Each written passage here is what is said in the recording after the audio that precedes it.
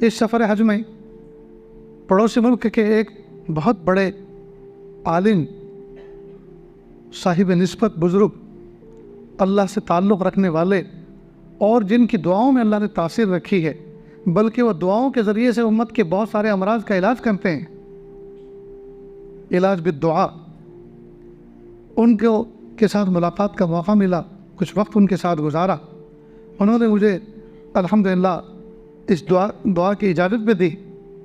دعا پڑھ کر دم کرنے کی اجازت بھی دی۔ تو اس میں سے ایک دم میں آپ کو سناتا ہوں، اور آپ تمام لوگوں کو اس کی اجازت بھی دیتا ہوں۔ آپ اس کو پڑھیں، آپ اس کا اہتمام کریں، کوئی مشکل نہیں ہے۔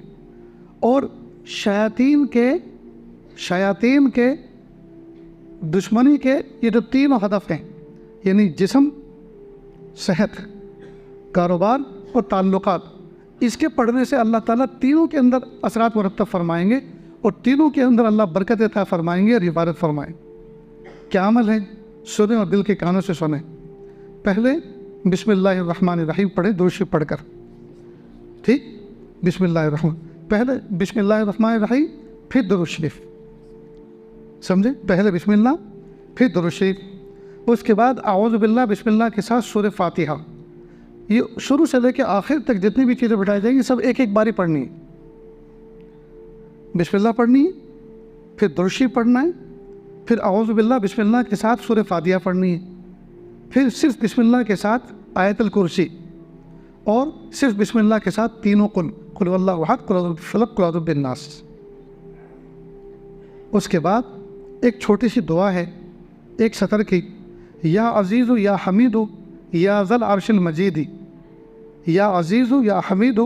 یا ذل عرش المجید، اصرف عنا شر کل جبار عنید۔ اصرف عنا پر یعنی مجھ سے دور فرما، ہم سے دور فرما، اس کا معنی یہ ہے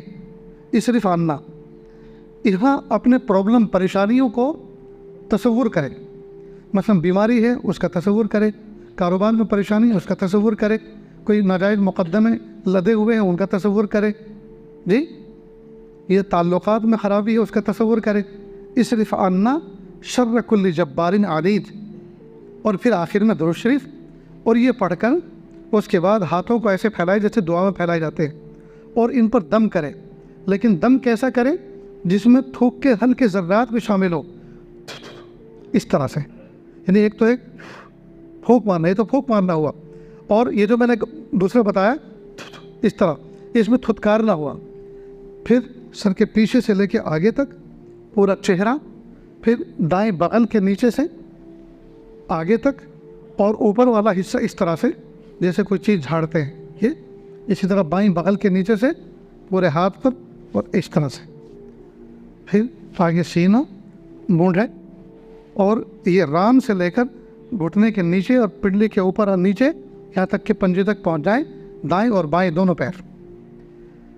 مغرب بعد یہ عمل کرنا ہے تو پوری رات انشاءاللہ اللہ تعالیٰ تینوں نقصان، یعنی جسم، تعلقات، کاروبار، اللہ تعالیٰ اپنی حفاظت فرمائیں، اور فجر کے بعد پڑھیں گے تو انشاءاللہ پورا دن اس میں حفاظت میں رہیں گے۔ تو کریں گے نا دوستو انشاءاللہ؟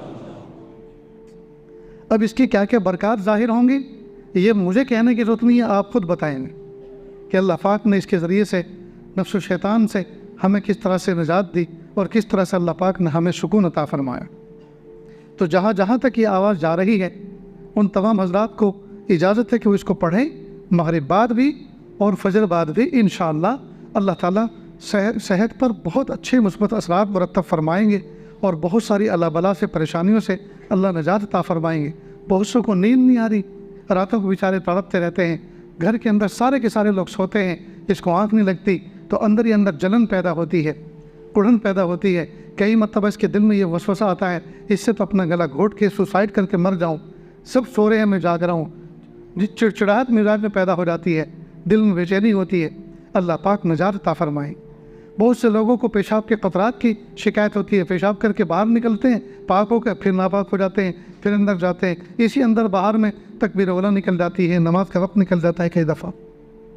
اور نہ جانے کیا کیا تکلیفیں ہیں جو مبتلا بھی ہیں، جن پہ تکلیفیں گزر رہی ہیں وہ سب جانتے ہیں ہمیں کیا کیا تکلیف ہیں۔ بہرحال یہ کریں گے تو انشاءاللہ اللہ تعالیٰ نجات عطا فرمائیں گے، اور جب ان تمام چیزوں سے نجات ملے گی تو اللہ ایمان کا فگر بڑھائیں گے، ایمانی کیفیات کو بڑھائیں گے،